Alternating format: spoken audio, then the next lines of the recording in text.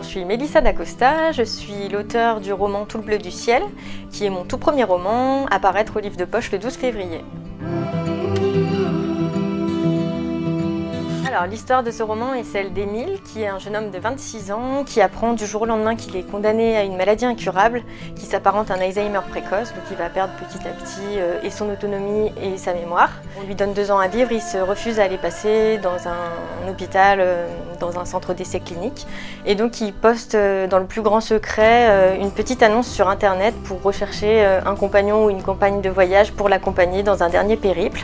Il achète un camping-car en secret et c'est une jeune femme, une toute petite jeune femme très maigre qui semble perdue, très pâle, elle ne parle presque pas, qui répond à son annonce et qui va embarquer avec lui sans poser aucune question et sans que lui ne sache quoi que ce soit sur sa vie, son passé et ce qu'elle cherche à fuir.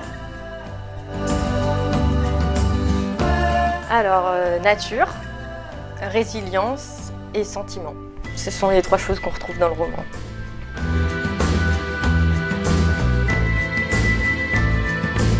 Je voulais situer ce livre dans la montagne déjà parce que pour l'isolement, pour le calme, voilà, je trouve que c'est un endroit où on ressent beaucoup de paix pour renaître. Et quand j'écris, j'aime bien vivre moi-même des aventures et découvrir des lieux, des choses. Et donc comme j'étais jamais allée dans les Pyrénées, c'est un des rares coins de France que je connais pas.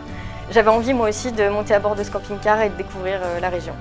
Mais je me rends compte qu'on a des paysages magnifiques en France, on a surtout des petits villages qui sont chargés d'histoire, des villages avec des vieilles pierres, des traditions, des gens qui vivent encore comme au temps d'avant et c'est une vraie richesse et on a beau aller à l'autre bout du monde, on a vraiment des trésors en France donc ça me tenait à cœur de placer cette intrigue en France et qui plus est dans des coins qui sont peut-être pas si touristiques et pas si connus que ça et que beaucoup de gens, beaucoup de lecteurs m'ont dit vouloir connaître maintenant et aller visiter.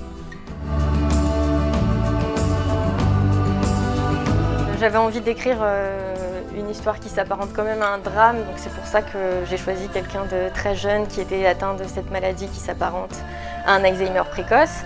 Alors effectivement, c'est des maladies qui touchent plutôt des personnes âgées, mais pour que quelqu'un condamné ait envie de tout quitter et de partir à l'aventure, il fallait que ce soit quand même quelqu'un de jeune, avec encore plein de rêves dans la tête et l'envie de partir à l'aventure.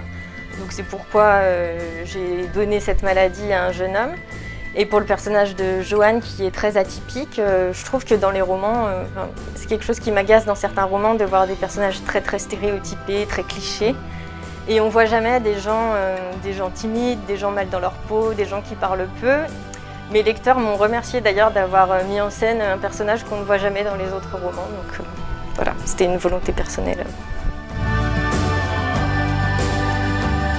Alors, j'emporterai mon ordinateur pour pouvoir continuer d'écrire pendant le voyage.